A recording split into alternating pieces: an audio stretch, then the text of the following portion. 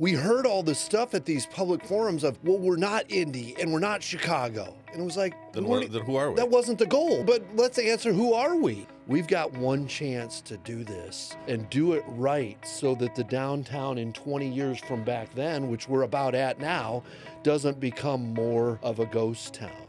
So much of what we talk about is the goofy and the silly stuff. Yeah, we want to be a lot more than just a baseball venue. It goes beyond just the 66 home games that we have here. We're going to continue to try and do even more of that year 15 and beyond.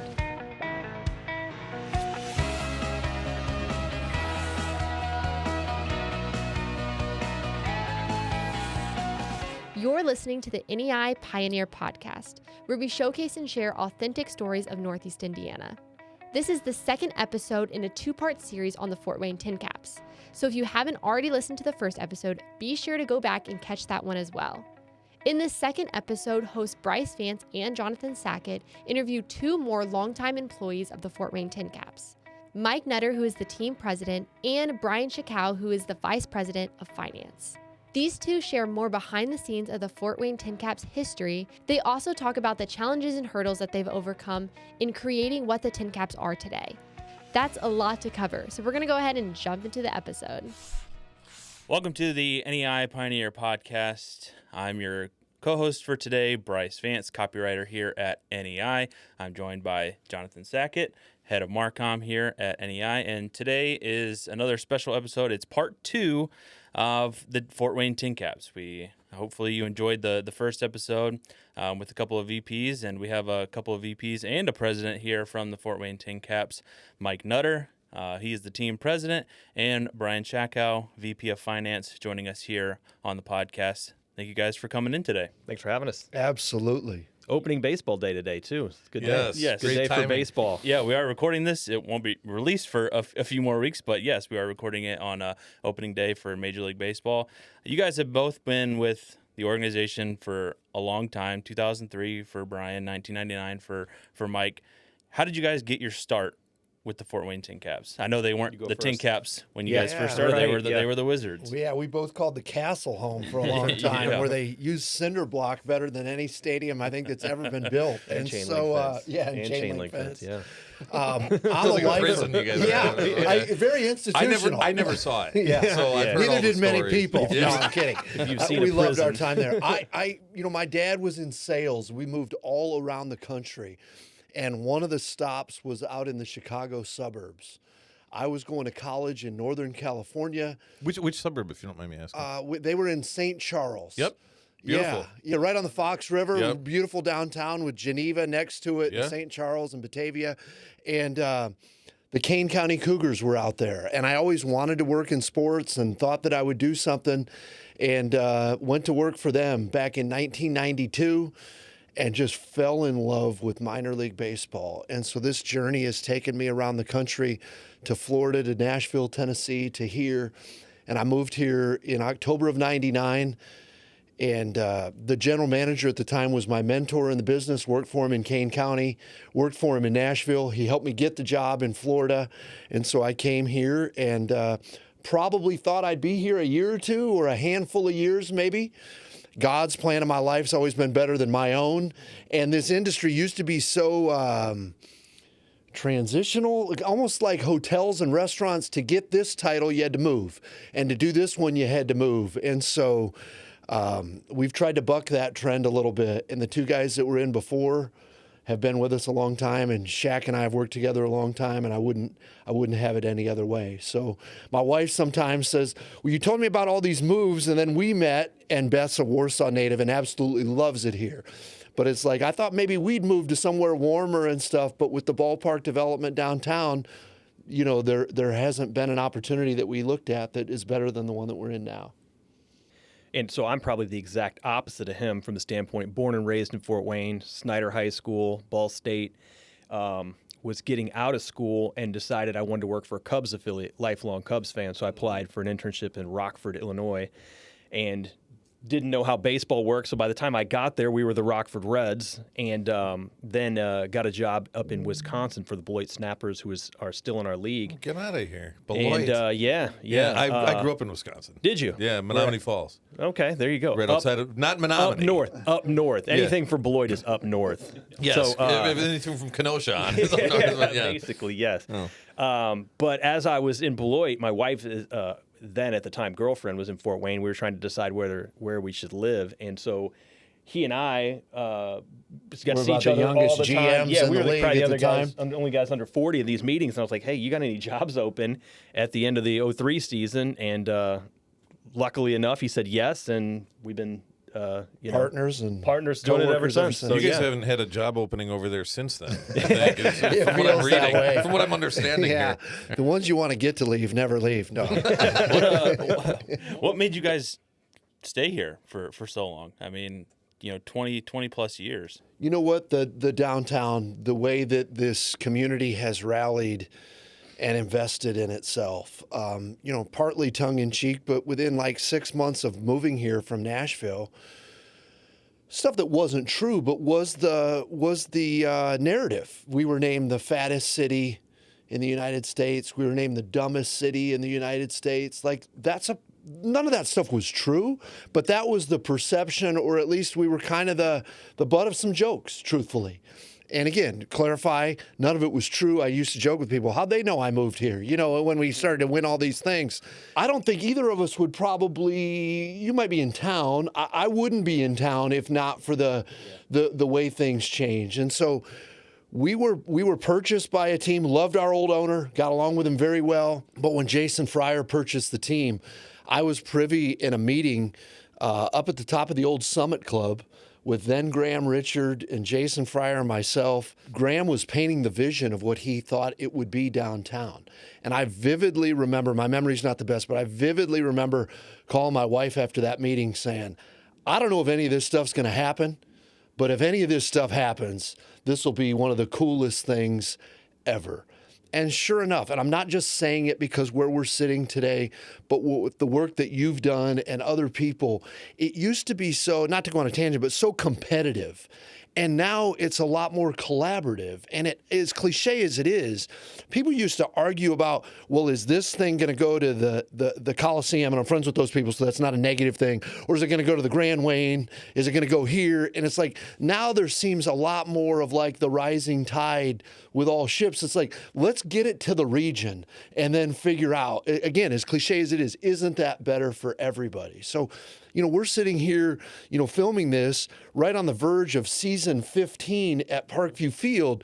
And, I got a little more gray hair than when we started, but it feels like, it was just yesterday. And so some opportunities have come, but this really is home.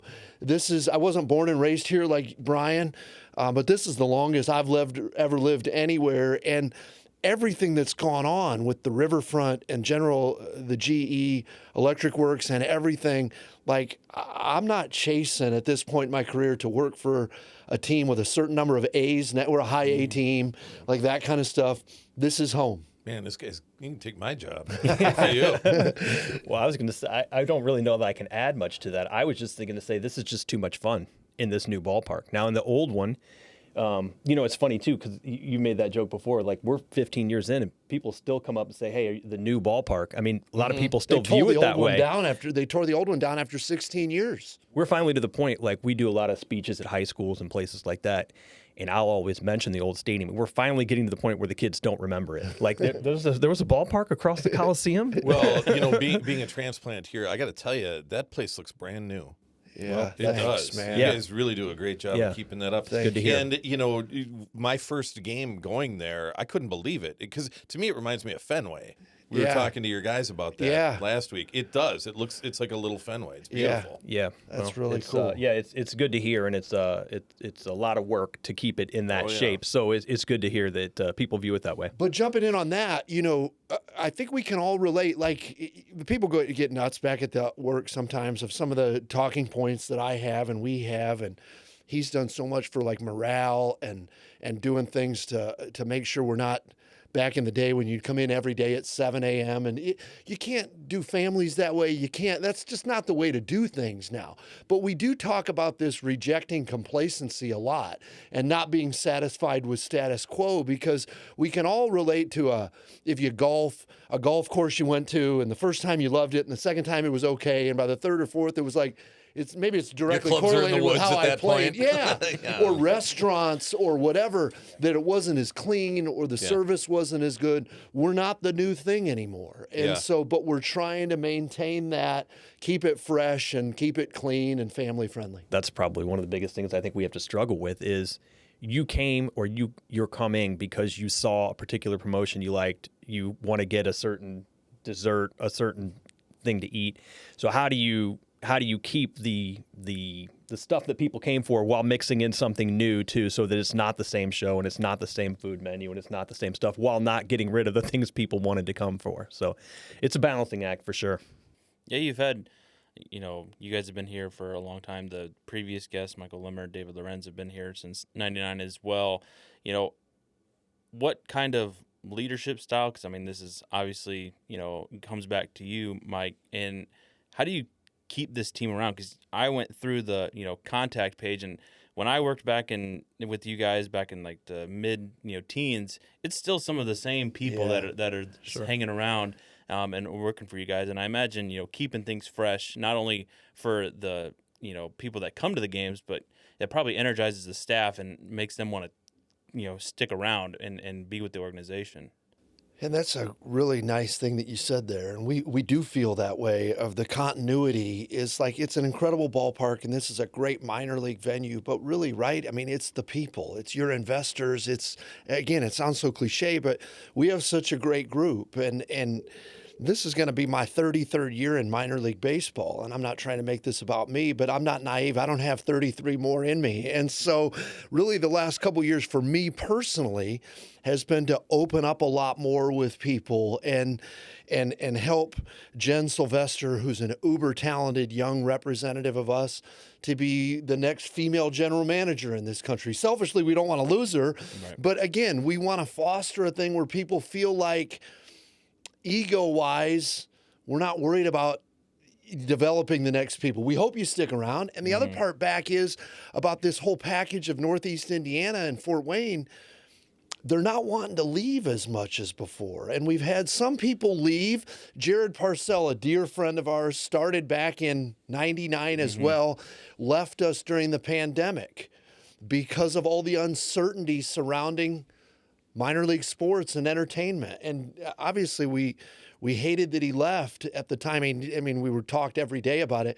And then he came back because it was like, hey, I haven't been able to get this level of satisfaction that I did before. Listen, we have drama, and him and I are already checking the weather for April 9th. People are texting, well, it looks warm, but it's going to be cloudy. And it's like, but we do make it a place built on respect and accountability. It doesn't work for everybody.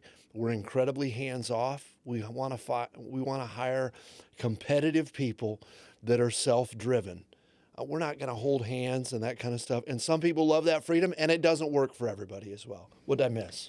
I think you hit it pretty well. It's a culture. I don't think there's one magic bullet or one particular answer, but I think the only thing I would add is we just try and take everyone's ideas. We try and value everybody that works at our organization. So if you've got an idea for whatever, I just talked about promotions, giveaways, a night, it doesn't matter if you're an intern or you're the boss, like we'll take any good idea. And so I think we try and do a lot of work to make sure everybody at our organization feels valued, and that there is a lot of group think kind of like where we'll pull 15 people together to talk about Harry Potter night, and somebody might be like, why in the world? Like, because somebody's coming that night for the only time that year. And again, with 66 home games a year and all the other events, there's a lot of opportunity to entertain and stuff, and we're just trying to.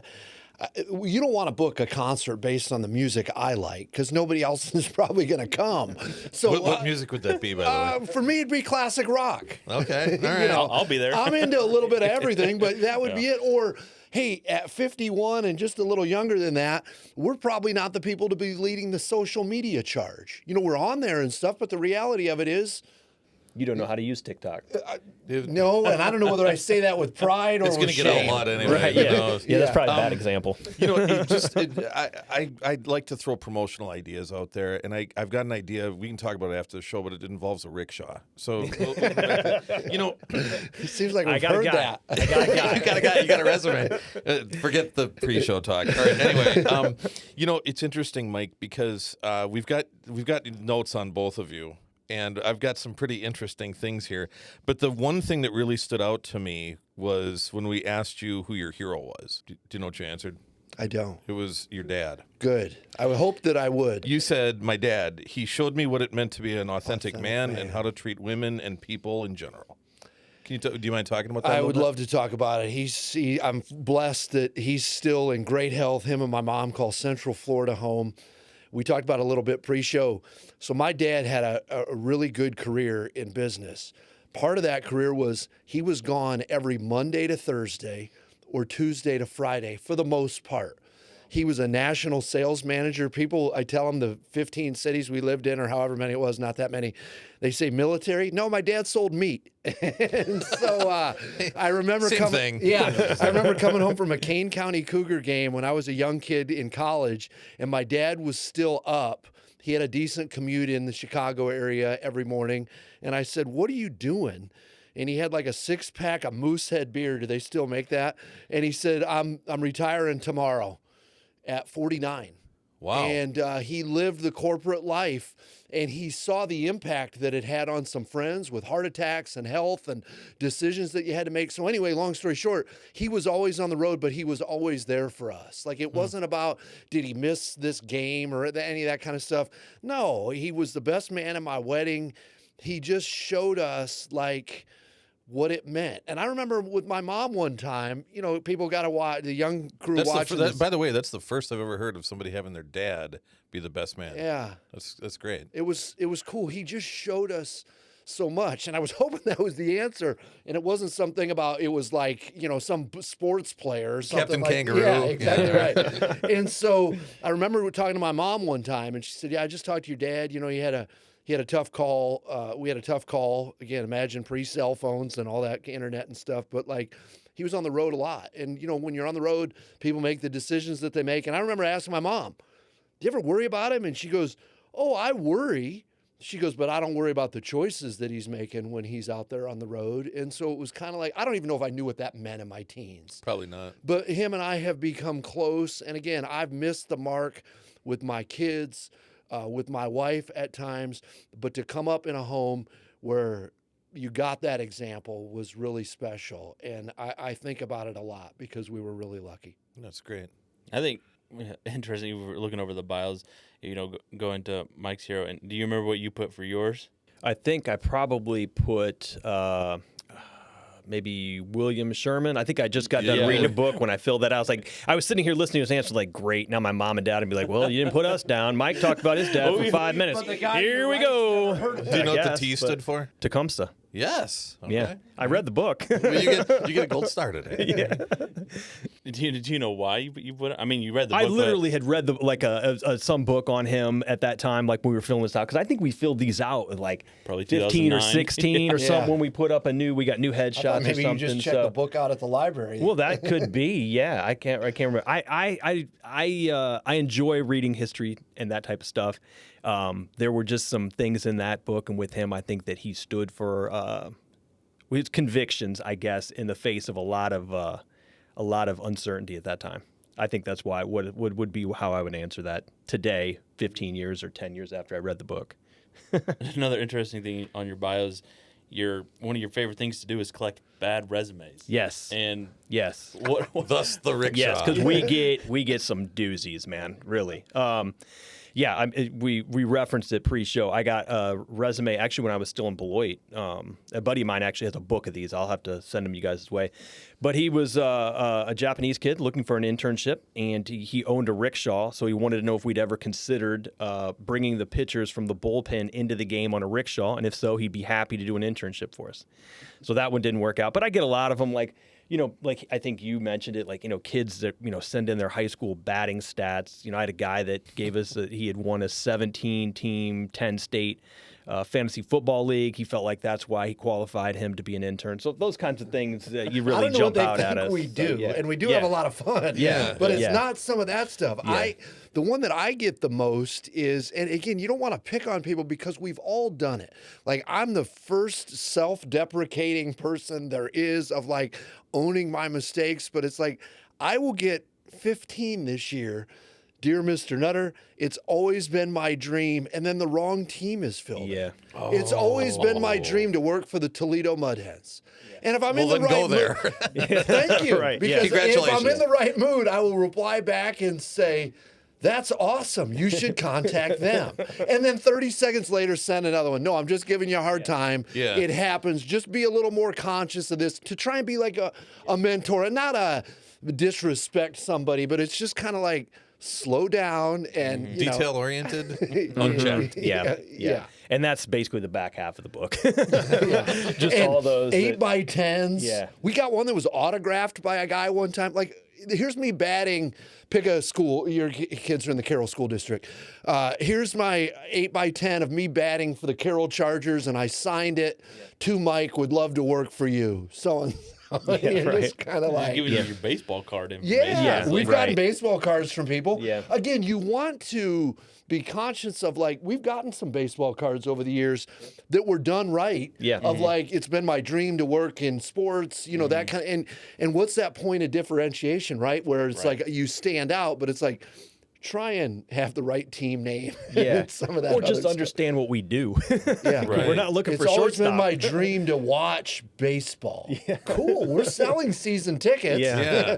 But if you work here, you might be changing kegs and helping on the ground screw and other we don't stuff. see quite as much. Well, coming from a background of ad agencies, you can imagine the Oh, creativity yeah. that people want to Yeah. hollow out beer cans and put their resume on a T-shirt and stuff it Yeah. in there and send it to me. Yeah. I need a tetanus shot because I was Yeah, pulling your yeah. resume out of a can. There's a fine line between getting noticed and being ridiculous. Yeah, and plus, then everybody's got an idea. Yeah. So typically, because when we were doing all the Geico stuff, that's everybody would send in their commercial ideas, and they weren't the best. No. So you know, Leave it to the anyway. professionals. Yes, leave it to us, please. Thank you. You mentioned 15th season coming up. 15th season downtown in the new ballpark. What does that signify for you guys in the organization? Hopefully an impact throughout the region.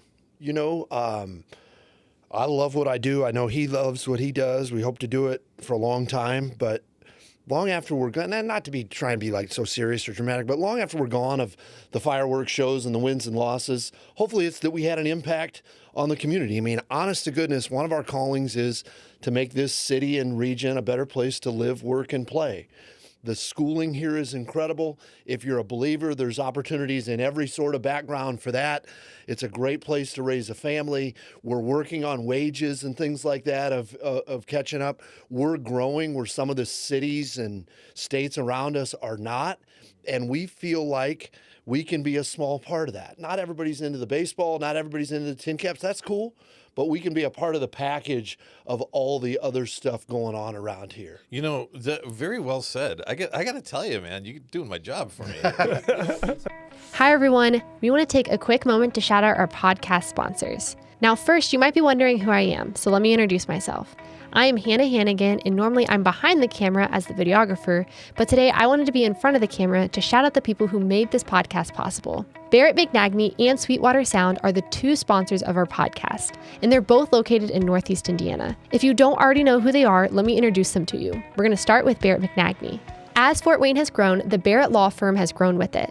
Founded in 1876, Barrett McNagny is one of the oldest law partnerships in Indiana, and it's among one of the largest just in Northeast Indiana. They have the breadth of experience across a wide range of practice areas to provide you trusted legal counsel where and when you need it. And Sweetwater is actually the one we were able to purchase most of our audio and video gear from to make this podcast. So if you like how this podcast sounds or how it looks, be sure to check them out. Sweetwater, the nation's largest, and I would also add friendliest destination for music gear, is also your one-stop shop for all things podcasting. From audio interfaces, recording software, mixers, microphones, cameras, and lighting, Sweetwater has everything to get your podcast up and running. Enjoy personalized gear advice from their dedicated team of sales engineers, as well as free technical support to get your podcast connected and up and running. Really, what's not to love about that? So whether you already have a following or you're still chasing the next big thing, Sweetwater is going to be the ones to help you create a podcast that everyone will be talking about. So if you're interested in either of these companies, be sure to check out the links in our description. Now, let's get back to the podcast. I have zero experience in economic development, zero. But what I did do is get attention. Right. So whoever we were working with, that's my job. This being here has made my job very easy because when we get the site selectors coming through or whatever, you know that you guys are part of the tour. We go to the batting cage, we show up at the stadium, we take them to games. And I'll never forget this. And I think we brought this up on the last show, Brice. Some of the site selectors were in our office looking out the window and they said, I was here 8 years ago. This does not look like the same place. So I think I can share this publicly, or I guess I'm about to anyway. So once you start with that, we can have it. Let's take it out and edit. So many communities, a lot of people don't realize how many groups have come here for a tour. In many, many cases, they were looking at minor league baseball, minor league sports. Are they going to build a new stadium? Last year, we had a group in from Texas, and the mayor was here with some city council people and planners and stuff. This is a community that everybody's heard of. And I was walking with the mayor, and the mayor looked at me, paraphrasing, but very close to this, and said, I hope in a handful of years we can be like this. It was genuine. It was sincere. As I was one of the people on the tour, in my head, their community was bigger, more progressive, more flourishing than ours. I didn't say better. You know, the grass is always greener. Yeah, but like to this person, it was like, and so to your point, Parkview, who I know has been a partner around here for a long time. Oh, yeah. Years ago, Do It Best. Years ago, hey, can we bring somebody up? I'll never forget one of those two companies. They were approaching somebody from, I believe it was Naperville, Illinois. And it was like, and I said, yeah, what recruiting, I should say, not approaching. And it was like, yeah, what do you want? And it was the stereotypical, either the husband or the wife. And I don't remember which one they were recruiting, but it was one was sure about it and one wasn't so sure. And so long story short, it was like, can we bring them out to a game? And it wasn't about us, but it was the package, the Hoosier hospitality, all the stuff around here, and we were one stop on it, and that's a pretty cool thing for us. So one of the reasons we work well together is because we can kind of play off each other. So he gives the long-winded answer. I can just say what it means to me is it worked. Yeah. I mean, it was, you weren't around at the time. It was pretty controversial in 07 and 08 and 09. I mean, like, and so I feel like, 15 years looking back, like it did what it was supposed to do. One of the things you guys were talking about was a little bit of a misconception of the region. And I think, it's interesting because when I was doing my due diligence to come here, I read a lot about you guys and I saw what the battle was about, right? Well, we don't need a park. We need a park, but not there. And I saw that going back and forth. It was awful. But I also saw, the people, this was a long time ago, somebody had made a fake billboard and it said, you're now entering Indiana, turn your clocks back 200 years. And I saw that as a challenge. So there's a perception problem. But I think that with what you guys have done is by keeping the stadium open, we could walk over there right now if we felt like it. I think what it did was it kickstarted a community that the people that were in positions of power back then didn't know. They didn't know that Electric Works could come in and take over GE. They didn't know that people would want to go into the city, right? I heard that all we had downtown was lawyers and convenience, and that was it. And there was nothing else. So, I mean, kudos to you guys. I think you guys kickstarted this whole thing. Well, that's probably more credit than we get more credit on this downtown than we probably should get, But it it's was still kind nice of to a ghost say. town after 5 or It 6 was. I mean, p.m. Yeah, that's what and everybody what you says. said, I mean, we remember, we don't want to, like he said, it worked. He's more articulate and more brief than I am. But it's like we heard all this stuff at these public forums of, well, we're not Indy and we're not Chicago. And it was like, well, Then who are we? that wasn't the goal. Right. But let's answer, who are we? Right. And really, it's easy to say with you guys here for what you do, but the business community drove this so much because the general public, I mean, 70, 60, 70, 80% against it. And we heard from a lot of them. And which is fine. Nonstop, right? Nonstop. But the former mayor and some of the current administration got some groups together and said, if you think what we have, and we loved our time at the castle. We did. We learned a ton out there. We've never criticized it. We worked well with the Coliseum and all that stuff. But people thought, well, don't we already have the best one in town? And then they started taking people to Greenville and Chattanooga and some other cities, and it was like, wait a minute, we need to do this. So some business people that are still big in this town now and some that have retired or moved on stood in front and said, we've got one chance to do this and do it right so that the downtown in 20 years from back then, which we're about at now, doesn't become more of a ghost town. There was a lot of foresight from the business community around here. And then I think, again, I hate to say it because it sounds like we're patting ourselves on the back, but we put a lot of time into developing that ballpark too. Our owner, Jason, some of the management team, I think we went to something like 70 or 75 ballparks prior to Can steal an idea and make it building ours. Parkview Field. So, what you see there, and one of the reasons I think it's still so good 15 years later is we put a lot of forethought into, how do we get this concourse set up the way we want, the seating areas, just all the different amenities that you sort of take for granted. As I think a lot of ballparks have them now, and a lot of people have copied ours. Yeah. But, at the time, it was pretty revolutionary. We own a team in Columbia, South Carolina, and Chattanooga, Tennessee. And as we record this, we're designing the ballpark in Chattanooga that should be going in 2026 now. But I mean, it's approved, and it's a massive thing out on 24 for anybody watching it kind of as you start to leave town going towards Nashville. And we're able to take, whether they be mistakes or the way the industry has changed or different things now, and continue to improve. And so when we were going on those visits, it was like, what questions should we be asking you that we're not asking you now? If you could change something, what would you do? So when we're gracious, or when we're blessed enough to have people come in, and we talked about all these cities that come in here, some do it under the radar because the people back home don't know if they're planning this, and some are very vocal, but our current mayor is amazing with reaching out with people. So many people are, to tell them why this has worked in our case. And we tell them, hey, you thought this was really cool today. We would change this, this, and this. Like, we're not trying to pretend like, oh, it's so perfect. Yep. Yeah, I mean, it's not just that you guys say it worked. I mean, outside people are saying that as well. Yeah. Being recognized as best minor league organization. In the years past. Ballpark Digest has had you guys either winning the best minor league park or in the top 2 to 3 just about every year since the park opened. And that type of recognition. What does that type of recognition mean to you guys? Well, every time we hear somebody's coming to vote on something, we give them free beer, and we keep doing well in the voting. And so that part has worked. No, in all seriousness, we talked before about some of the stigmas or the negative stuff. It means something to us. We're not going to pretend like it doesn't. But sometimes are you trying to prove the people wrong that were against it, or prove the ones right that were for it and one of your ambassadors? And I think it has helped us all have a lot more civic and regional pride. The idea of this, welcome to Indiana, turn your clocks back 200 years.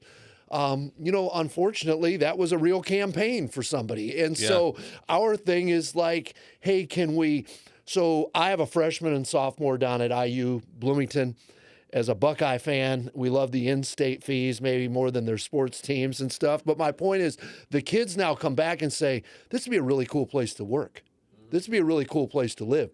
I didn't know what brain drain was. That was another one of those things that kept coming up when we were back at the Wizards of like, hey, then, hey, who doesn't want to graduate from a local school around here and go out and experience life? I'm for all of that. Go see Indy and Nashville and Chicago and all that stuff. But can you see yourself coming back here maybe at some point? And now it feels like that next generation that are our kids' age, as he's getting ready to send one off to college here sooner than later. It's like the kids feel like, and if we're a small part of that, and I think we are, but there's also so much other stuff that the river has done, and even some of the breweries and distilleries and the improvement in restaurants and stuff, like all of that is part of a package. Years ago with minor league baseball, we were trying to get a national, the promo seminar, we were trying to get a national conference or convention here. I mean, it would have been a big deal. We didn't get it because we didn't have a nationally named steakhouse. And you're like, thank you. You're like, wait, what? And I'm not people are still around that might see this. So I try and, be Switzerland, in my job. But you're like, do you hear him, Mike? He's talking to you. But you're like, wait a minute. Try these, and we had, and I don't want to name them, but we had so many of the great ones that are still here now that are the family owned or the individual. Well, James Caan was a guest on the show here. Great. So and he's actually up for one of our awards. So right on. And he should be. Yeah, he's a great guy. Yeah, and so like that kind of stuff, we were telling him, give us a shot, and it was like, no.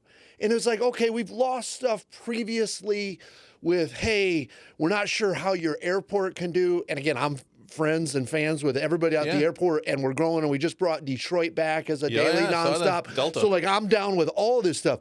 And so it's like, give us a chance to overcome some of that stuff. This one was kind of ridiculous, and it was like, we're not getting it and now we have a national steakhouse and stuff like that, but it's like, it's so what weird, do we even and so you're like, that's the hill? Like, give us a chance.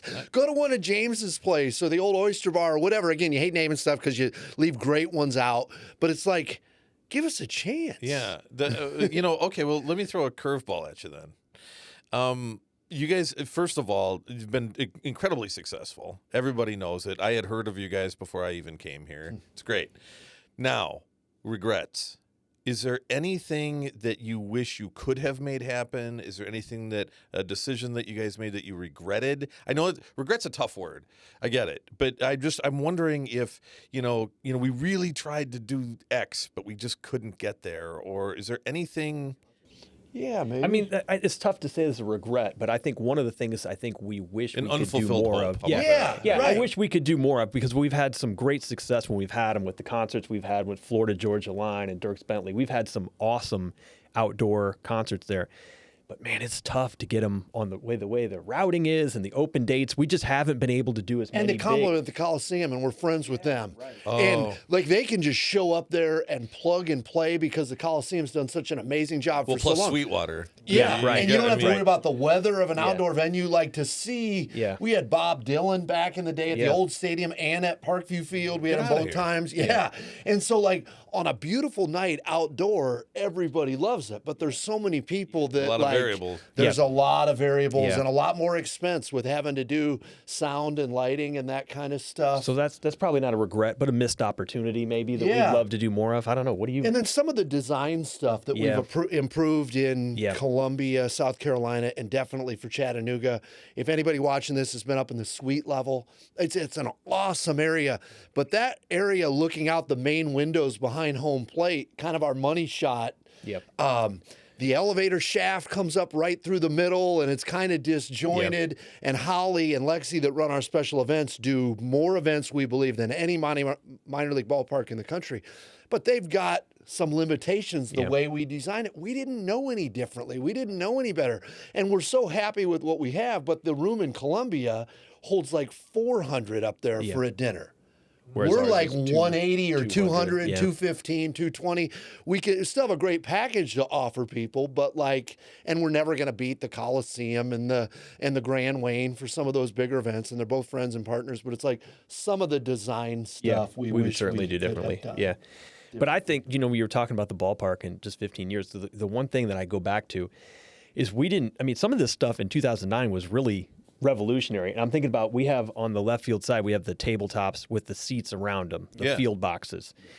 You didn't do that in 2009. That was like one of the And first. people didn't understand it at first. And I'm not saying, Everybody sat in rows, right? There was Yeah, no right. it tables was like in an old 2009. Seinfeld or something, Yeah. where 4 of us would be sitting here and you can't talk to somebody Yeah, down there or exactly. whatever. And we didn't, Kramer's looking down the thing. yeah, we didn't sell them out probably till the end of that season because it couldn't was just explain 'em. different. You couldn't explain it. It's Yeah. like, well, so one of the people might have their back to the what we're field, which supposed to be again, here you want to watching. make sure with the netting and stuff, you're Yeah, covered yeah. liability-wise. But it's Right. like, yeah, but they might be looking directly at a coworker, a prospect, a client, and it was like, I don't know about all that stuff. Yeah. Wow. And We've so- come a long way in that because now you go to almost every ballpark has something like Oh, that. yeah. But at the Yeah. time, wait, I need 4 seats in a row. Yeah, That's why what, didn't what you why just would do I need a bleachers table? all the way down? Yeah. And it's like, So stuff like that. Yeah. Yeah. I mean, it would be fun to revisit some of that, I think, too, Yeah. to see what else you could do. But Yeah. With the 15th season, and you guys are always evolving, changing, updating.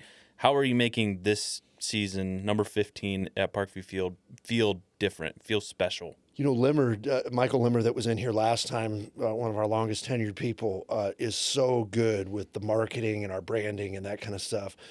You know, when he first talked about, let's just do a 15th anniversary jersey that will pop, that people will see as soon as they walk in.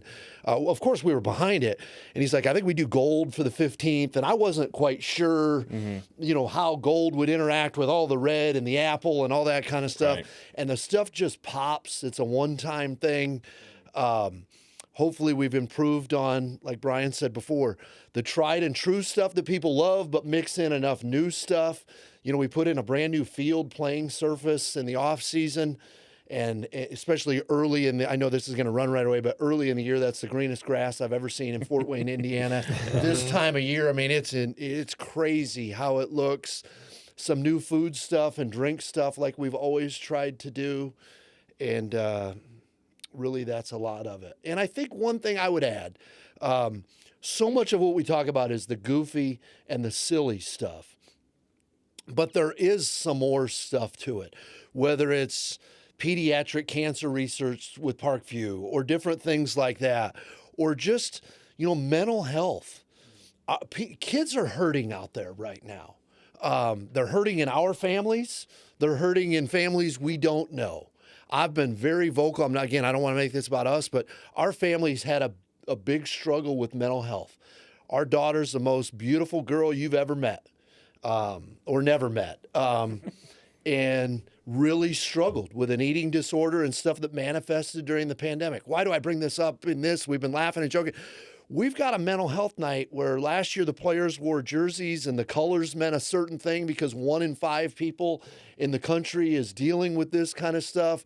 We want it to be that safe family gathering place, or maybe not even family. Individual feels like they can come out and not be judged and be a part of stuff because we all come from different families and have challenges in our lives, and that there's nights that you can just come out and hopefully put the phone away and just kind of lose yourself into whatever's going on out there. So those nights are going to be more than ever. That's what a great story. Thank you. That Yeah. how baseball can provide solidarity.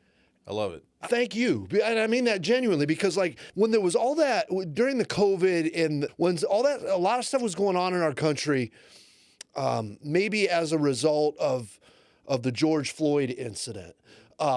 One of the regrets was we were closed at that time because of the pandemic, and we were not operating and stuff.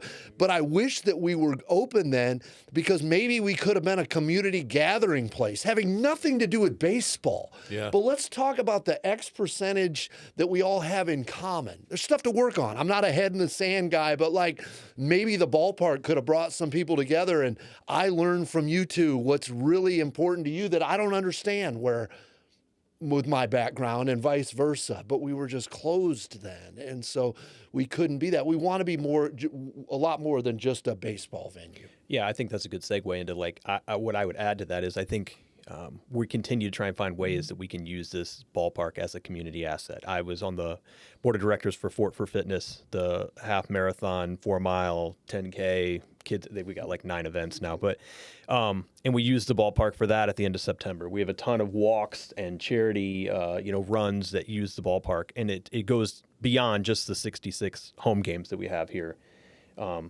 So I think we're going to continue to try and do even more of that, year 15 and beyond as well. Yeah, you mentioned, new field this year. What goes into that? And maybe I'm a little bit of a grass kind of nerd watching YouTube videos on how to make my lawn, better. Well, if we have our grounds crew come here, if we have our grounds and they're crew, award-winning grounds crew as if we well. have them come here and do a podcast with you, it'll be the longest podcast you have because those guys will talk about grass with you for days on end. There you go, Brice. You can yes. post that one But too. I remember seeing, posts and videos on, social media that if you would have looked at Parkview Field over this past winter, it would have been you would have seen no green whatsoever. So the process is the real short process was Major League Baseball came in and said the crown that it was built on back in 2009 is no longer allowed for safety. We had no injuries as a recourse because of it. We did it that way because of drainage. This Indiana clay, you can put a shovel in the ground and bend the shovel in half, and so, but it's not allowed to do that. So it needs to be totally flat now.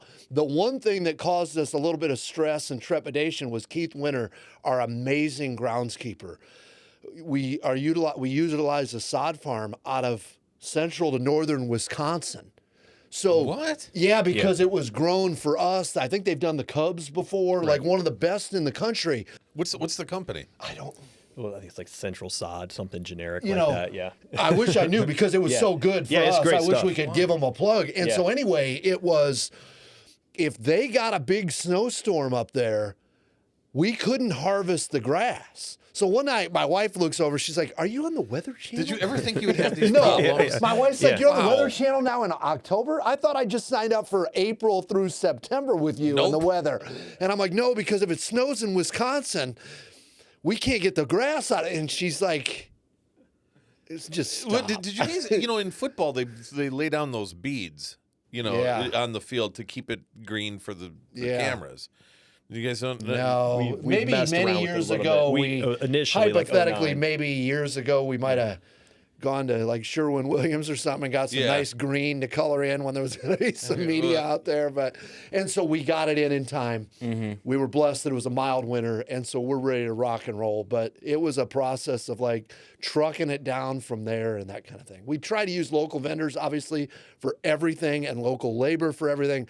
But when you're going to do a sod project, 90,000 square feet, you can't that's just go going to grab last that. hopefully 20 years. There's about 5 great experts in the country, and this was the one we used. Yep. First of all, you guys are awesome, and you are great representatives of the whole community. And I was getting goosebumps when you guys were talking about some of the things that you do, and it makes me feel silly for the questions that I'm going to be asking you in the rapid fire now because they're not as touching as the story that you told. It's going to be something about ketchup packets racing or something. I don't know. That darn relish has never won yet. Yeah, right.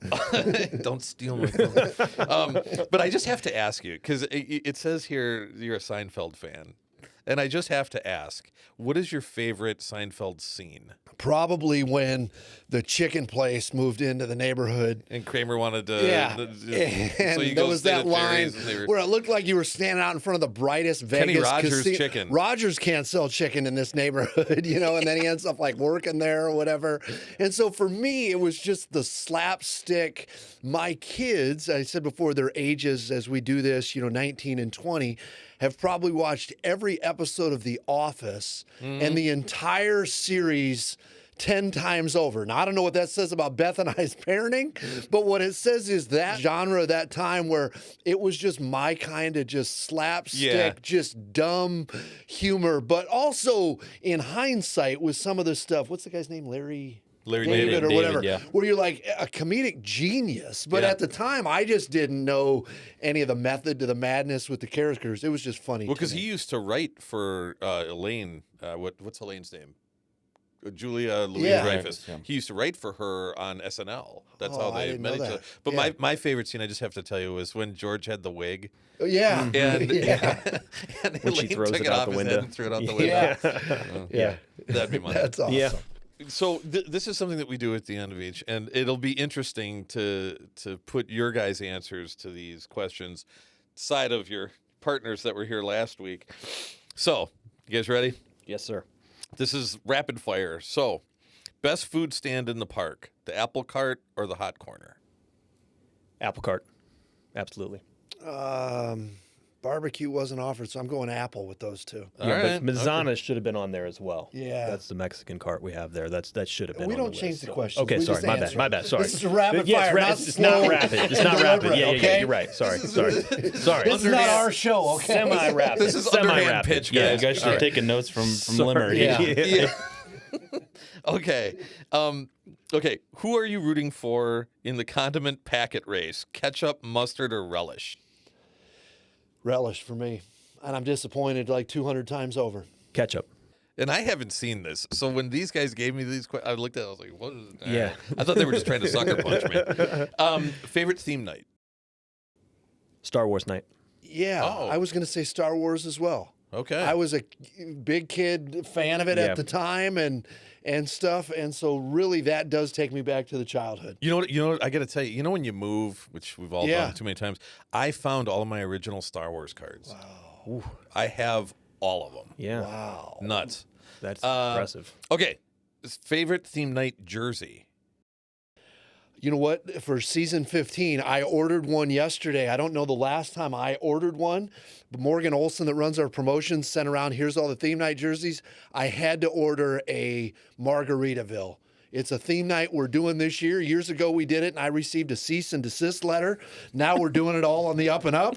And so I ordered a Margaritaville jersey to do, and they are amazing. So that's a tease for later on this year. Wow, cool. All right. Yeah. We got to get you guys back on. You guys are all right. I can drink beer with you too. Yeah. Okay. Well, we'll bring the beer next time. Yeah. We've already been chastised We for thought that so- was frowned upon. Yeah. Maybe we make this an afternoon podcast next time. A 5 o'clock Margaritaville. By the way, it's like 10 o'clock in the morning right now.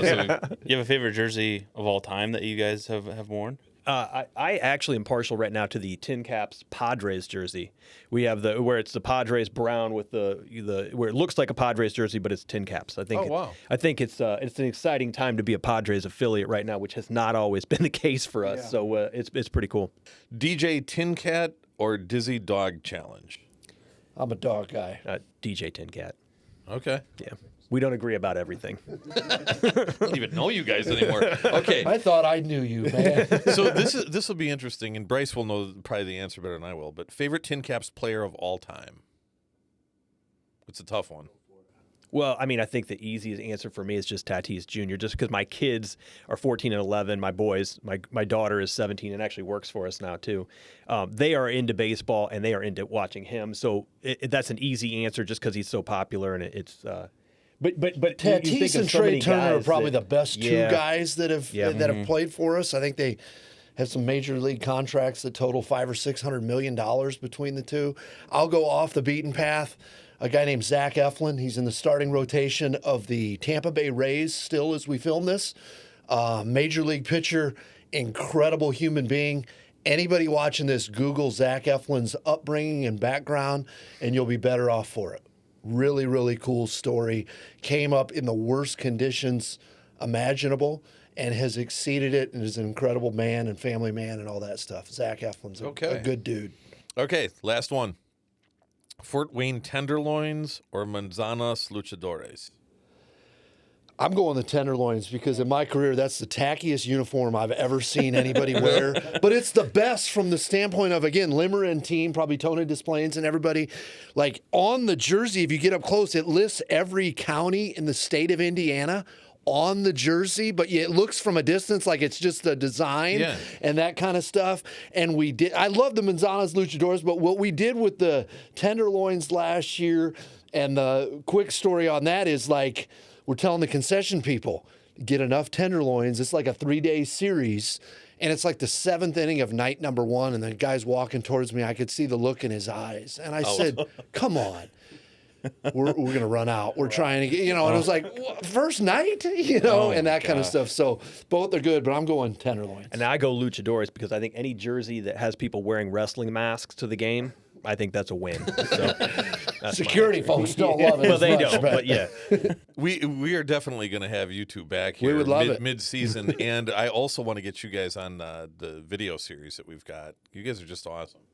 Yeah, we definitely Much appreciated. Yeah, we could talk to you guys all day, not just about baseball, but the stadium and, Well, and anything else. And I have to tell you, Brice was ready to wrestle me to get you guys on, and he wanted to make sure that he took the lead on this because he's such a fan of you guys. Well, Yeah. it's nice to we hear. We had him. He appreciate saw the everything you inner guys do here. workings of the team and some Yeah. of the behind the curtain stuff, Yeah. and hopefully we're just as genuine or real back there Oh, too. for Yeah. sure. Yeah. It's not just on camera. You guys off camera are equally the same. I mean, there's no Thank difference. you. And working for the organization for a few years on the broadcast team, it's the same. And as meeting you guys now and talking to you guys now, it's the same. So we definitely appreciate you guys coming in and helping us. It was out. an honor to be here. And again, thanks for what you guys do because this region is way better than when I moved here back then and when we started with the TinCaps in 2009 and stuff. So for what you guys do, it's a great collaboration and we're happy to be a part of it. Yeah, we don't talk a lot about it, but it's all because of me. Well, that's what I understand. And that's why we're here. That's why we're here. We wanted to meet you. That's okay. And on that note, Anyway, thanks for coming. We have some rapid fire questions for you. So Great. I say we do the next one up at the field. Let's do that'd it. be great. All right. Yeah. all right. Since I've invited myself. Yeah, absolutely. Thank you guys again, and thank you for watching. Make sure you subscribe to our YouTube channel, follow us on Spotify, Apple Podcast, and we'll see you next time.